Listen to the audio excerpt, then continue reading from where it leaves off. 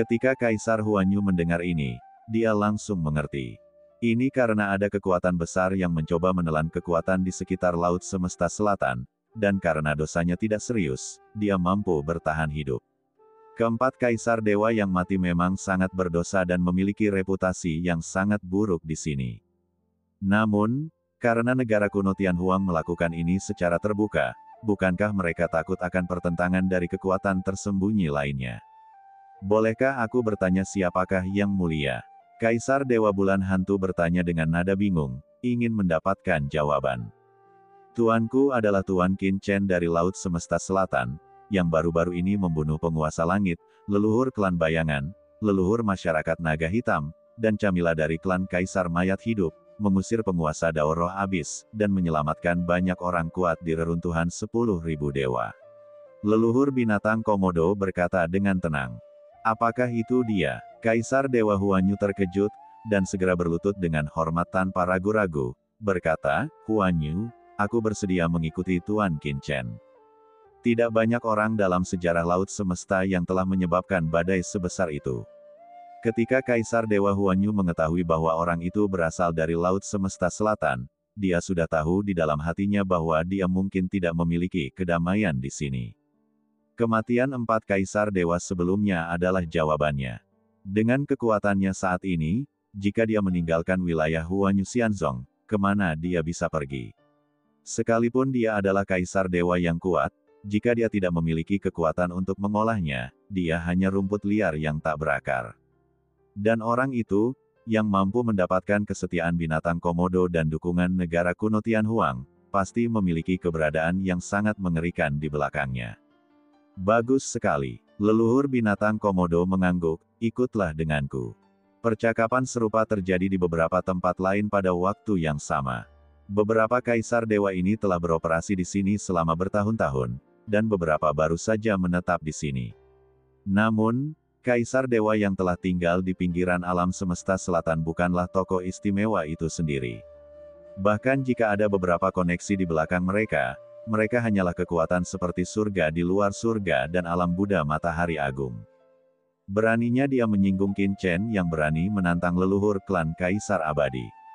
Terutama dengan kedatangan dua makhluk sakti, leluhur binatang Komodo dan Dewa Klan Surgawi, bahkan Kaisar Dewa tingkat menengah pun merasakan getaran di dalam hatinya dan sama sekali tidak terpikir untuk melawan. Setelah ragu-ragu sejenak, beberapa Kaisar Dewa ini tidak berani terlibat dalam sebab dan akibat seperti itu dan pergi, sementara yang lain memilih untuk menyerah dan mengikuti Sekte Abadi Huanyu seperti yang mereka lakukan. Tidak butuh waktu lama, dan wilayah yang digambar Qin Chen dengan santai semuanya dimasukkan ke dalam wilayah Laut Semesta Selatan. Karena leluhur binatang Komodo dan Dewa Langit tidak melarang kabar tersebut tersebar keluar, maka para Kaisar Dewa yang telah tiada pun dengan cepat menyebarkan kabar tersebut. Apa? Orang yang membunuh Dewa Bulan Darah dan Kaisar Dewa Naga Huang sebenarnya adalah Qin Chen. Klan binatang Komodo dan klan Surgawi Laut Semesta benar-benar membelot satu sama lain. Orang ini menguasai Laut Semesta Selatan dan ingin menduduki banyak wilayah di sekitarnya. Berita dan informasi ini menyebar dengan cepat, dan semua kekuatan di Laut Semesta tercengang. Apakah Qin Chen gila? Dia baru saja menyinggung leluhur klan Kaisar Abadi di reruntuhan 10.000 dewa, dan sekarang dia telah menyebabkan insiden besar seperti itu lagi. Apakah dia tidak takut leluhur klan Kaisar Abadi akan bersikap kasar padanya dan menyebabkan ketidakpuasan dari kekuatan tersembunyi lainnya di alam semesta? Dan berita ini juga disampaikan kepada klan Kaisar Abadi pada kesempatan pertama.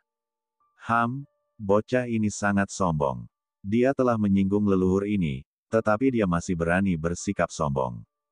Sosok gelap terkubur dalam kegelapan tak berujung, memancarkan napas kematian yang mengerikan. Matanya seperti mata serigala penyendiri yang dingin. Itu adalah leluhur Kaisar Abadi, dan senyum mengejek terukir di sudut mulutnya. Ia berdiri, dan dengan suara gemuruh, napas kematian yang tak berujung melonjak, bagai air laut yang mendidih, menyapu ke sekeliling. Di bawah, sosok yang menjulang tinggi mengangkat kepalanya dan berkata dengan mata dingin, leluhur tua, perilaku anak laki-laki ini menunjukkan bahwa dia tidak menaruh dendam padamu. Apakah kamu ingin Dia mengangkat tangannya dan membuat gerakan menyeka lehernya. Orang ini adalah patriark klan Kaisar Abadi saat ini dan seorang pembangkit tenaga listrik tingkat Kaisar Dewa Puncak. Sekarang aku baru saja dihukum, meskipun itu hanya hukuman ringan, banyak kekuatan di laut semesta masih agak tidak puas denganku sejak lelaki tua Kuji berbicara.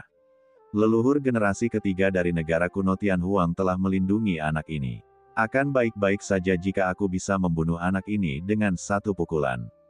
Begitu anak ini lolos, aku khawatir tidak akan mudah untuk menutupinya. Leluhur klan Kaisar Abadi memiliki mata dingin. Bukannya dia tidak ingin mengambil tindakan, tetapi dia telah gagal sekali sebelumnya. Jika dia gagal lagi, bahkan jika dia adalah Kaisar Dewa Dimensi Tinggi, dia tidak akan melepaskannya semudah sebelumnya. Anak itu, meskipun kultivasinya tidak kuat, kekuatannya sangat aneh. Jika kau ingin membunuhnya, kau harus memukulnya dengan satu serangan. Jika tidak, anak ini kemungkinan besar memiliki harta karun pelindung yang ditinggalkan oleh leluhur generasi ketiga dari negara kuno Tianhuang. Begitu leluhur generasi ketiga dari negara kuno Tianhuang tiba, semua usahamu akan sia-sia. Leluhur Kaisar Abadi menyipitkan matanya, hatinya muram dan sangat muram. Mengingat adegan pertempuran di dunia virtual, dia merasa gatal karena kebencian. Bahkan kekuatan Abyss Spirit Master yang mencemari tidak dapat membunuh bocah itu. Bocah ini memiliki sifat jahat. Oh, mungkinkah leluhur abadi yang bermartabat itu sebenarnya takut pada generasi muda? Bas! Tiba-tiba, sebuah suara terdengar di kehampaan yang tak berujung dan menyebar ke dunia ini. Siapa dia? Beraninya kau masuk tanpa izin ke klan kekaisaran abadi milikku. Ledakan. Kepala klan Kaisar Abadi tiba-tiba berdiri, ekspresinya sedikit berubah. Ini adalah tanah leluhur klan Kaisar Abadi, dan seseorang telah membobolnya dan dia bahkan tidak mengetahuinya. Seluruh tubuhnya tiba-tiba melesat keluar dan berubah menjadi aliran cahaya gelap yang menghantam kekosongan tempat suara itu berasal. Menabrak. Sungai keabadian yang mengerikan mengalir deras seperti lautan luas. Pada saat yang sama, susunan cahaya hitam yang mengerikan muncul di mana-mana di tanah leluhur Kaisar Abadi, menutupi ruang. Leluhur abadi, apakah ini caramu, Kaisar Abadi, memperlakukan tamu-tamumu? Sebuah suara dingin terdengar, dan dalam kegelapan yang tak berujung, sebuah sosok hitam yang membentang di langit dan bumi tiba-tiba muncul. Dengan goncangan sosoknya, Patriark Kaisar Abadi saat ini terguncang dan terbang kembali ke arah asalnya. Dia menabrak kehampaan dengan keras, seteguk darah menyembur keluar, retakan hitam yang tak terhitung jumlahnya muncul di tubuhnya, dan jiwanya terguncang. Siapakah orang berdimensi tinggi ini? Patriark Kaisar Abadi, Kaisar Dewa Burung Mati, tampak terkejut dan marah. Leluhur klan Kaisar Mayat Hidup tiba-tiba berdiri, menatap bayangan gelap tak berujung di depan dengan mata dingin, dan berkata dengan suara yang dalam, Tuan Abyss, apa yang membawamu ke sini? Apa? Dia adalah penguasa jurang kegelapan. Pemimpin klan Kaisar Mayat Hidup, Kaisar Dewa Bebek Kematian, sangat terkejut. Dark Abyss merupakan kekuatan terkuat di Laut Semesta, dan penguasa Abyss merupakan orang paling senior dan terkuat di Laut Semesta, kekuatannya bahkan tidak kalah dengan Patua Kuji. Tentu saja aku di sini untuk berseru memohon padamu, leluhur abadi.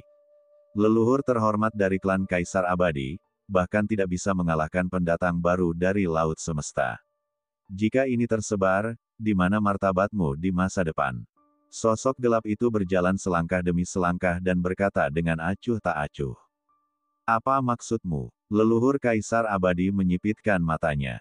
Sang penguasa jurang melirik ke arah Patriark klan Kaisar Abadi, Kaisar Dewa Bebek Mati, yang berdiri di sampingnya. Siwu, kau mundur duluan, kata leluhur abadi dengan suara berat. Ya, Patriark klan Kaisar Abadi segera membungkuk dan memberi hormat. Tidak berani berkata lebih banyak, dia mundur dengan patuh. Bicaralah.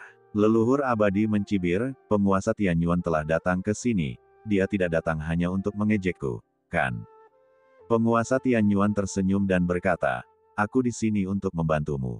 Membantuku. Petik 2. Ya, kamu dan Qin Chen telah bertarung sampai mati untuk waktu yang lama.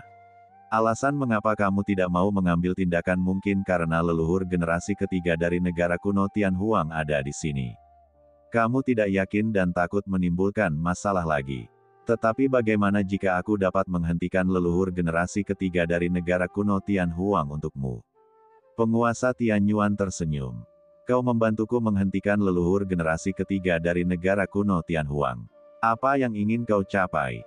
Leluhur dari klan Kaisar Abadi mencibir, kita semua adalah orang tua selama bertahun-tahun, jangan katakan bahwa kau hanya ingin membantuku tanpa meminta imbalan apapun. Haha, tentu saja aku punya tujuan, aku hanya punya satu permintaan. Penguasa Tianyuan menatap leluhur abadi, setelah Qin Chen meninggal, aku menginginkan jiwanya.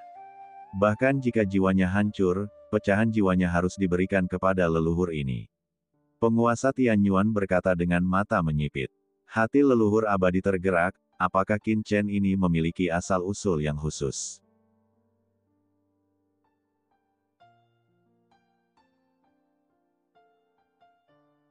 Leluhur Kaisar Abadi menyipitkan matanya, apakah kau tahu asal-usul orang ini?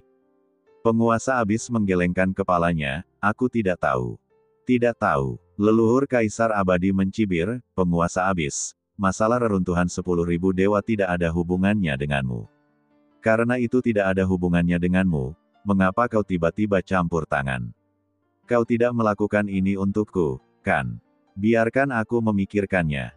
Leluhur Kaisar Abadi menyipitkan matanya dan berpikir dalam benaknya, alasan mengapa aku membiarkanmu mengambil tindakan tidak lebih dari karena kepentingan. Anak ini sangat istimewa. Dengan kultivasi puncak Kaisar Dewa setengah langkah, dia dapat menahan serangan leluhur ini, dan bahkan bertahan hidup di bawah tangan guru spiritual. Bakat luar biasa hanyalah syarat paling dasar. Pasti ada pembangkit tenaga listrik tingkat atas dan beberapa rahasia di belakangnya. Petik 2. Kau ingin mendapatkan jiwa orang ini, kau harus ingin mendapatkan rahasia orang ini. Dengan kata lain, orang ini pasti memiliki rahasia besar yang bahkan kau, penguasa Abis, dambakan. Itu salah satu alasannya. Kedua, kamu tidak ingin mengekspos dirimu sendiri, tetapi mengapa? Leluhur Kaisar Mayat hidup sedikit mengernyit, kamu diam-diam mendekatiku, hanya agar aku menjadi burung pertama untukmu, dan kamu dapat bersembunyi dalam kegelapan tanpa terekspos.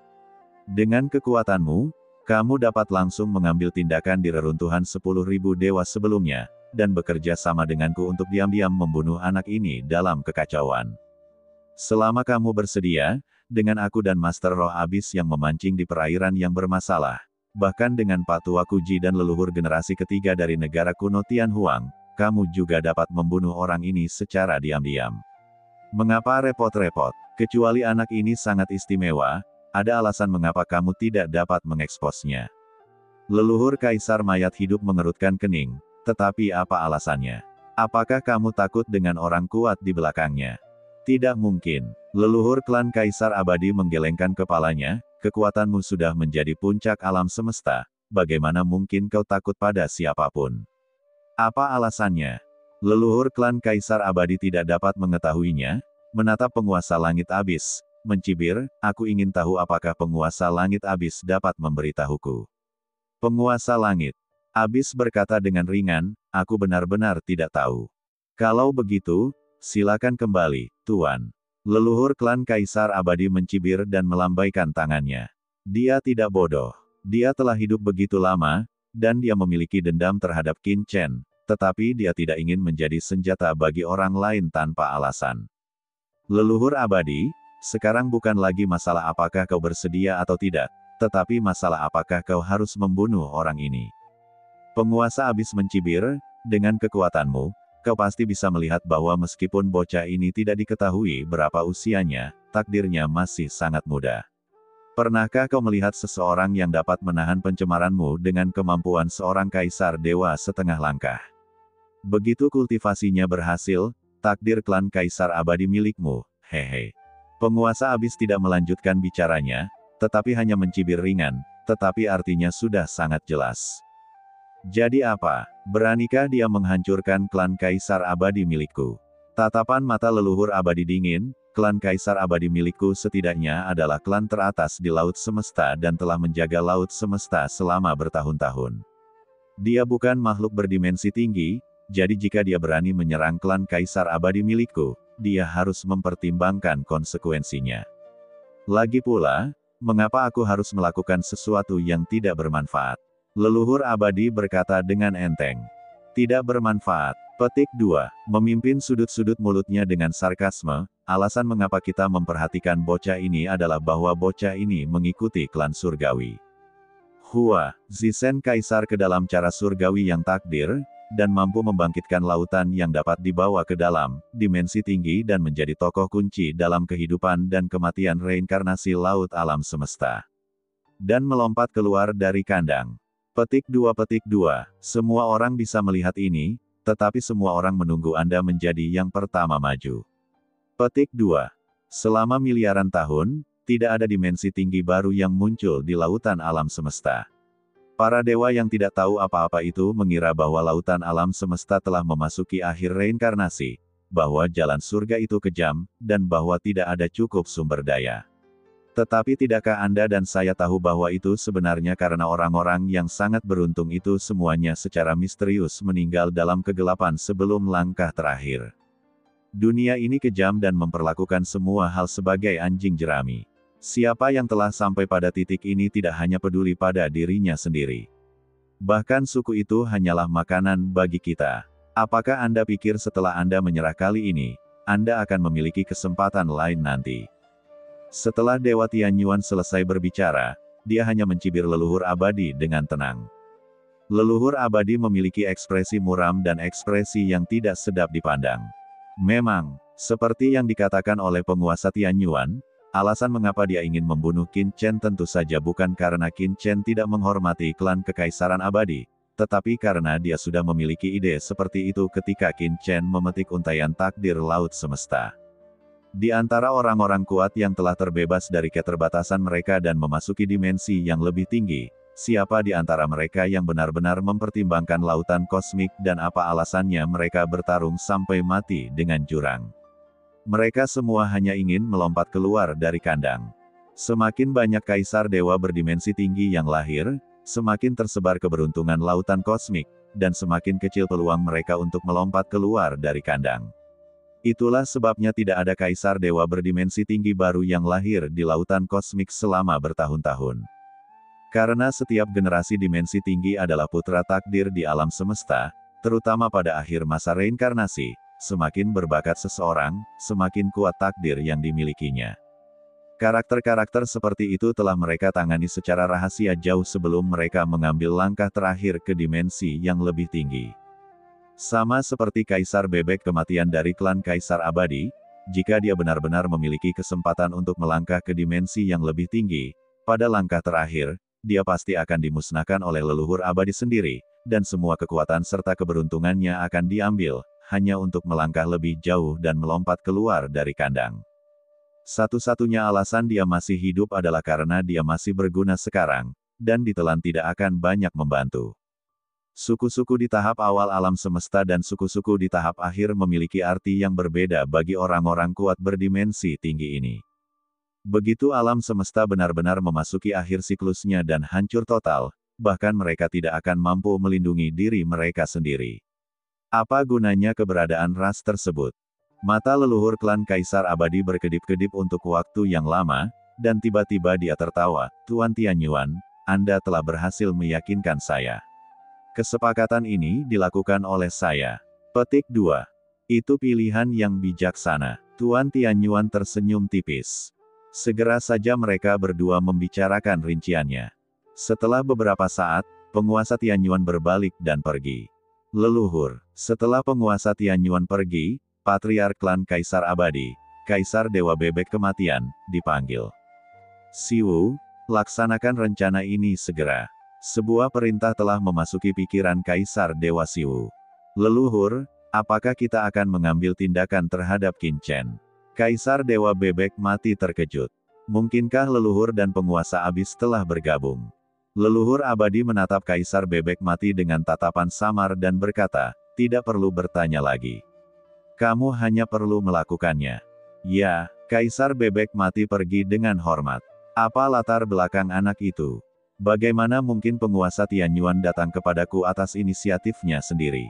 Leluhur abadi menyipitkan matanya, tampak berpikir.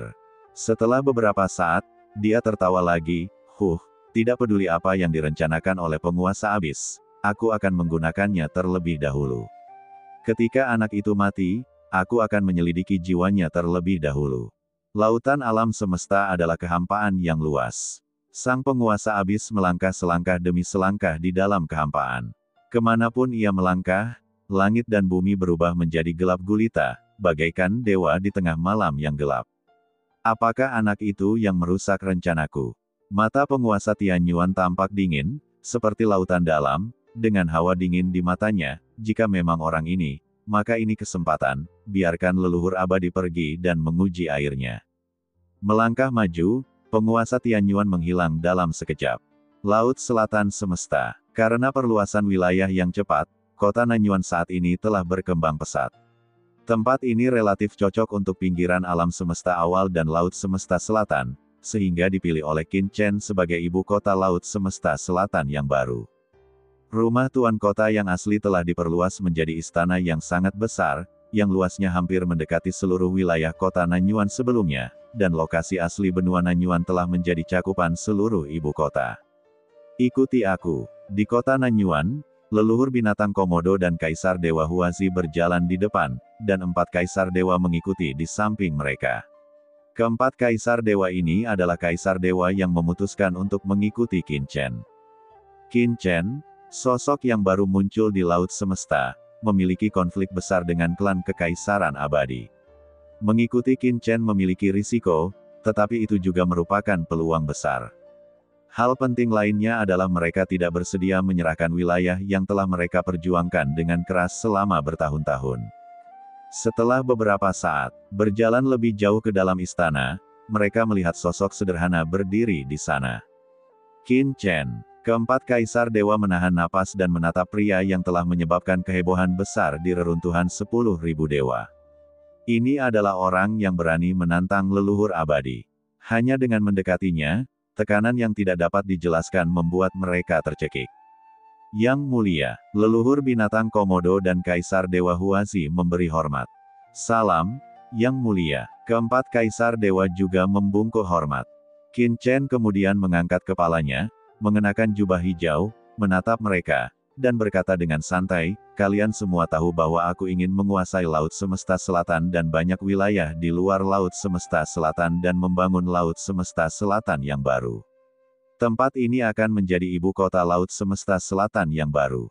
Wow, Qin Chen mengangkat tangannya, dan peta wilayah yang luas muncul di depan semua orang.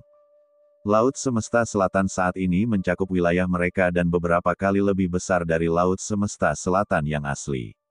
Meskipun ia hanyalah sebuah sudut di lautan alam semesta, ia jauh lebih besar dari wilayah yang mereka kuasai. Laut Cina Selatan yang baru. Selamat, Tuan. Selamat, Tuan. Kami bersedia mengikuti Anda dan melayani Anda.